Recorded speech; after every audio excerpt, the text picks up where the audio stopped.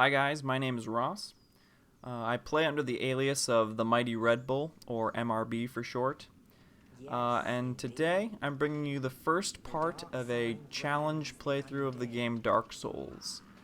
I say challenge playthrough because I'm actually going to attempt to play the whole game without using a shield of any kind. And for those who know, the Dark Souls is a pretty difficult game, and a shield is an incredibly useful tool for any build of any character. And after playing the game a few times, I feel like I'm ready to take a bit of a challenge. The last couple times I've beat the game have not been too bad, but that being said, I kind of wanted to revisit how I felt when I first played this game, and that was fearful for my life at all times. So I'm gonna try doing a no shield challenge playthrough. In addition to not using a shield for the entire playthrough, I'm also not going to use the summon system at all. I'm not going to summon any phantoms for boss fights. I'm not going to kindle any bonfires so I can get more Estus. And I'm going to try to beat every boss. Those are kind of the rules that I set out for myself. Everything else I think is fair game.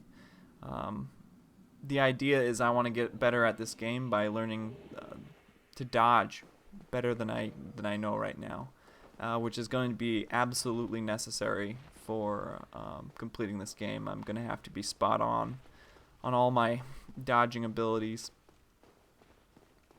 I'm going to let cutscenes play out too. I know I totally talked through the first one, and I apologize for that.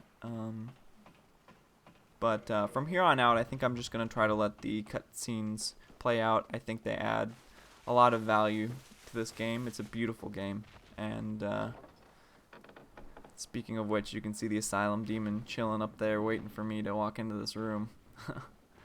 But I'm probably going to skip the NPC conversations just because they're a little time consuming, and I'm just going to skip them for time's sake. You're going to see me right here. I'm not even going to pick up the spider shield, which is the bandit starting shield. I'm not even going to grab it.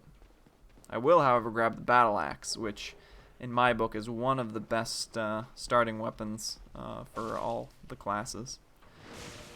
During this backstab animation, I'm going to go ahead and equip the battle axe and kill this guy. A lot of people run by him. Sometimes he drops a short bow, though, so I always take time to kill him. It doesn't really take that much time out of this first little tutorial level, but I always try to kill him because he has dropped short bows for me in the past, and I can definitely put a bow to use early in the game. Since the bandits don't naturally start with a bow, if I can pick one up from one of the guys in the beginning, that's just a bonus. But I was not lucky enough to get a drop. Yes. Here I'm gonna put Oscar of Astor out of his misery. He's going to give me my Estus Flask, which will be my healing for the playthrough.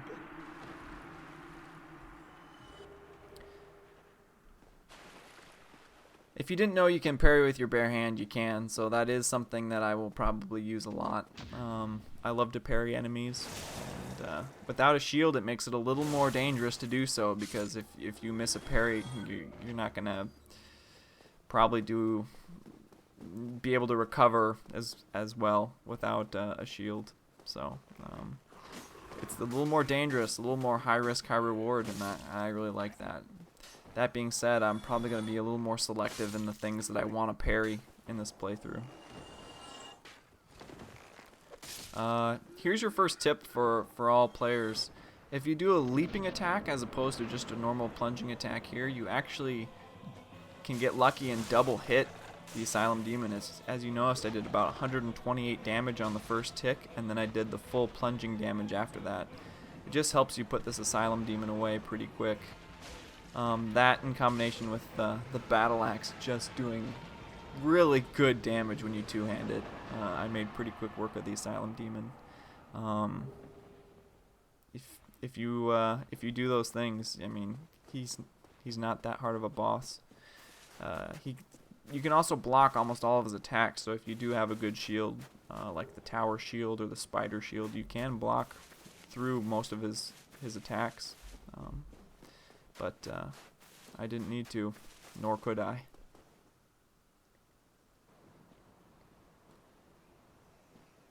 Only in the ancient legends it is stated that one day an undead shall be chosen.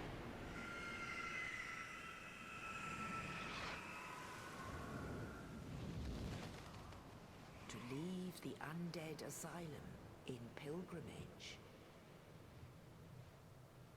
to the land of the ancient lords.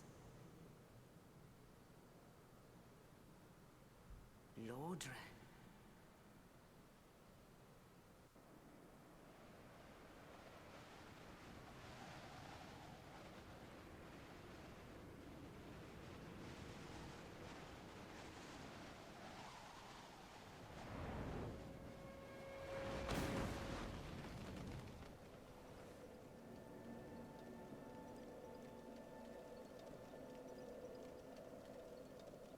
A wise man once said that death is not failure in Dark Souls. And I'm going to follow that up by saying I am certainly not the best Dark Souls player out there. I really, really like the game, and that's kind of why I'm doing this. I also want to challenge myself. And I'm making, putting it on video and putting it up to YouTube because if anyone else is curious and wants to do a playthrough like this, I'm going to try to give any hints or tips that I can. And off of that, I'm going to die in this playthrough. That's a no-brainer. Am I going to show every death that happens to me on this playthrough? Probably not. Maybe in a montage after I'm done or something like that. Maybe I'll put them all together. But I'm certainly not going to show everyone in every video. The idea behind that is that's time-consuming and just not fun to watch for most people. I feel like people want to watch, you know, good players play well, not good players, you know, dying or bad players dying a whole bunch. And so I will show some deaths if I feel like I learned something or I can offer tips about how I died and how maybe to avoid that in the future. I'm sure going to show that and put it in. If it's a dumb death, I might show it in for comedic value, but I'm probably not going to show every death just because I don't want to fill up my videos trying to do the same thing over and over again. Picked up my Homeward Bones there. One of my favorite items. You will see me abuse Homeward Bones. They take you back to the most recent bonfire you rested at. The Lloyd's Talismans and the Cracked Red Eye Orbs I picked up, I probably won't use those. Those are more PvP related items. Lloyd's Talismans do have a fun PvE thing that you can do with them, and I'll probably show that when I get there. But the Red Eye Orbs I probably won't use at all. The chest I skipped was it had a talisman and Morning Star in it, and I'm not planning on using that weapon.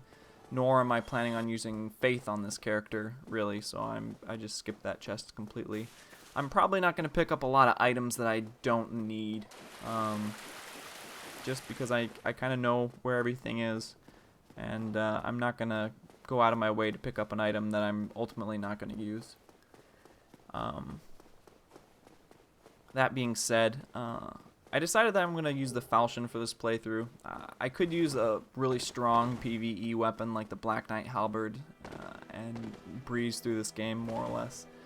But like I said, I wanted to beat a challenge, and the falchion is good, but it's not great. It doesn't have good range, so I'm going to have to get up in people's faces, and just because I want to, alright? Just want to use a falchion, so I'm going to use a falchion. End of story. No, I do like that weapon. I haven't used it extensively, so I thought, hey, what the heck, give it a go. I am playing on Xbox, and I will be human for parts of this, I'm sure. So we'll get to see me get invaded and killed by red phantoms that I'm sure will just embarrass me because I don't have a shield to block. So I might show some of those. I probably won't show them all, but that can happen. I can get invaded. I'm going to pick up the S-Stock here. I don't have any plans for the S-Stock in this playthrough. I just don't think I'm going to use it, but it is one of my favorite weapons, so I picked it up just in case I got the idea. I'm going to skip the transient curses right there. I know they're there in that pot, and all I have to do is break it and grab it. I'm actually just running in here to get the Firekeeper Soul, and then I'm going to Homeward Bone back to Firelink. The Firekeeper Soul is used to increase the potency of your Estus Flask. These ghosts that are here in the New Londo runes, I can't actually hit them because I'm not cursed, which you can use the transient curses to give yourself temporary curse. But I'm not going to fight any of them. I'm just going to grab this and get out of here before I get slaughtered. And I went ahead and edited out all the loading screens as well, so we don't have to sit through those. Again, just as a time saver. I don't need to sit through those. You'll notice that I actually had enough souls to pick up one more level. One of the skeletons followed me from the graveyard after I picked up all that stuff from Petrus's stash, and he fell off a cliff and he gave me 50 extra souls, which allowed me to level up one more time because I was only about 7 souls away after the tutorial level, so picked up an extra level there. And now I'm on my way to Blighttown. The purpose of going to Blighttown is a couple things. There's large souls of Proud Knight. There's 3 of them in Blighttown. Oh, and I also, sidetrack, tangent, I started with the master key, and that's the only reason I can get to Blighttown. That door right there opens with a key that you get at the end of Blighttown going down the normal way, or if you start as a thief or pick the master key as your gift, you can get there from the start of the game. And I picked the master key as my gift. For veteran players, it's kind of a no-brainer. The master key is just well and above better than any other gift you can pick at the beginning of the game. It just opens up so many more avenues to take to do things. So I know you can roll off here a little earlier than I do. I take this ladder because I was just being safe and I didn't want to die doing something dumb this early. You're going to see me run by a lot of things. Anyway, I was going down here because, sorry, I got sidetracked. I'm running down here to get, there's 3 large souls of Proud Knight, and those give you about 3,000 souls apiece. So that's 9,000 souls that are just sitting here waiting to be picked up, and they're not that hard of a run to get. So it's kind of a no-brainer not to do it. It just can make a character strong really soon if you can use those souls effectively at the beginning of the game. You'll notice I'm switching between one hand and two hand here. If you watch my green stamina bar, whenever I do that, my stamina bar hesitates. It just ticks for a second. And the reason it does that is because when you're switching hands, your stamina doesn't actually go down. It doesn't go up, it just kind of stays where it's at. And running through the swamp, you can't actually run unless you have the Rustodine Ring, which allows you to move freely through sticky substances like the swamp. I'm also poisoned, so my health is going down. Blighttown is kind of a nasty area for low-level characters, and this isn't exactly a good place for me to be, in all honesty. I shouldn't be here at this point, which is also why I'm not fighting anything. I'm just kind of running around it all. There's that second soul of a Proud Knight that I'm picking up. It's here that I realized I picked up that Firekeeper soul in New Londo, but I didn't actually reinforce my Estus to make it heal me more, which I had the ability to do by stopping at the Firelink Firekeeper before I came down here. And I'm just a little rusty at Dark Souls. I've been playing a lot of Dead Space 3 lately. Here's the chase. Everybody I've pulled in this area is now kind of on my tail. The other reason I came down to Blighttown, I should say, is I'm gonna get the falchion now. I like getting all my weapons and everything I can as early as I can. So I'm actually gonna work my way up Blighttown backwards to grab the falchion. This guy I have to hit a few times because he's sitting right on the walkway I need to run up. Running up Blighttown backwards is actually fairly difficult. Just because of the way the enemies are placed, they're kind of in your way a lot, and they aggro funny when you kind of approach them from behind. So, and this toxic blow dart guy hits me once, and I'm able to then roll through the rest of his his toxic blow dart, so I avoid getting toxic. And there's my falchion I'm planning on using. I don't actually have the dex to use it yet, I don't think, which is why I haven't equipped it. And I just homeward boned out of there. So a pretty effective run through Blighttown. I got a lot of items.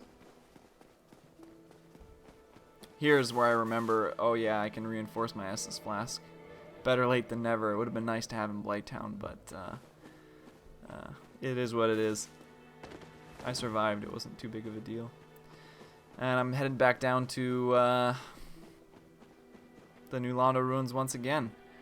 You'll see that every time I've taken this elevator, I've actually stepped on the button to send it back up, because I know that after I'm finished doing what I'm doing, I'm just going to homeward bone back to Firelink, and then I'll want the elevator to be at the top again. So that's just a little time saver, because I didn't want to have to sit at the top of that Firelink elevator and wait for it to come up. So I just triggered it every time that I've gone down, and I sent it back up again that last time as well.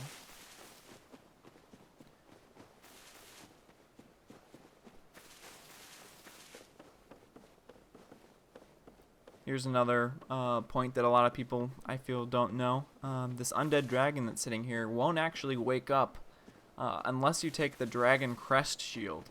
That means you can kind of sneak in here by his claw and pick up Astora's straight sword, which is a good faith scaling longsword.